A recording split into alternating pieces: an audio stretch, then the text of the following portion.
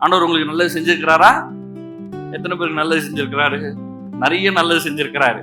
உயிரை கொடுத்திருக்கிறாரு, குடும்பத்தை கொடுத்திருக்காரு, பிள்ளையை கொடுத்திருக்கிறாரு. நிறைய யோசிச்சு பார்த்தீங்கன்னா 5 வருஷம் 10 வருஷம் 20 வருஷம் நிறைய நன்மை இருக்குது. ஆனா முன்னாடி ஒரு சின்ன ஒரு பிரச்சனை இருக்கும் பாருங்க, அதுதான் நம்மளுக்கு ஒரு பெரிய பிரச்சனையா இருக்கும். ஆண்டவர் என்ன பண்றாரு? அதை உங்களை மாற்ற வேண்டும் என்று விரும்புகிறார். சிந்தனையினாலதான் நம்ம என்ன பண்றோம்?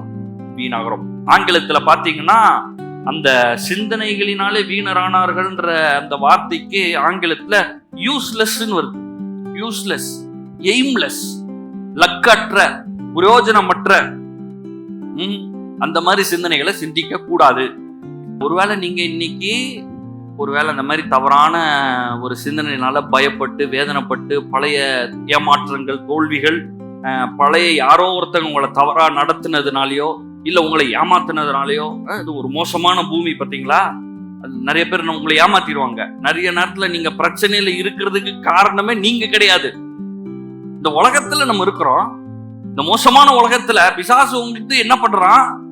எப்படிலாம் உங்களை, அதாவது அவன் நரகத்துக்கு உங்களை எப்படியாவது அனுப்பணும்னு பார்த்தான், முடியாம இப்ப இயேசுவை ஏற்றுக்கொண்டாச்சு.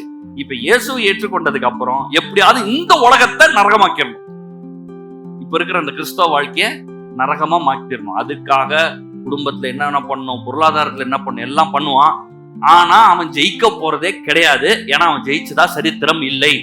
கல்வாரி சிலுவிலே இயேசு அவன் தலையை நசுக்கி அவனை தோற்கடித்து அவன் மேல இருக்கிற எல்லா அதிகாரத்தையும் புடுங்கி எல்லாத்தையும் என்ன பண்ணிட்டாரு? நம்ம கையில கொடுத்துட்டாரு.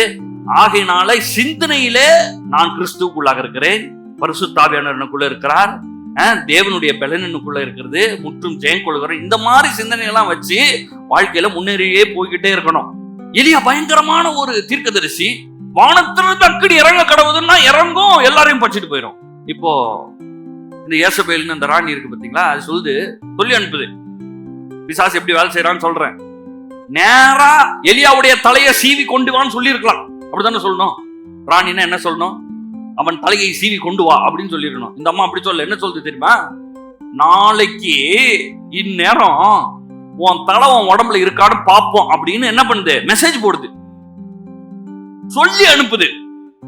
நீ சொல்ற நேரத்துல போட்டிருக்கலாமே. அதான் போட மாட்டாங்க. ஏன்னா பிசாசால போட முடியாது. நான் என்ன சொல்றேன், உங்களை பிசாசு க்ளோஸ் பண்ணணும்னு நினைச்சிருந்தா எப்பயோ க்ளோஸ் பண்ணிருப்பான். ஆனா அவனால க்ளோஸ் பண்ண முடியாது. இதுலயே நீங்க நல்லா புரிஞ்சுக்கோங்க, உங்களுடைய பிரச்சனைகள், உங்களுடைய போராட்டங்கள் உங்களை வீழ்த்த முடியாது. நீங்கள் தான் வீழ்த்துவீர்கள் அதை.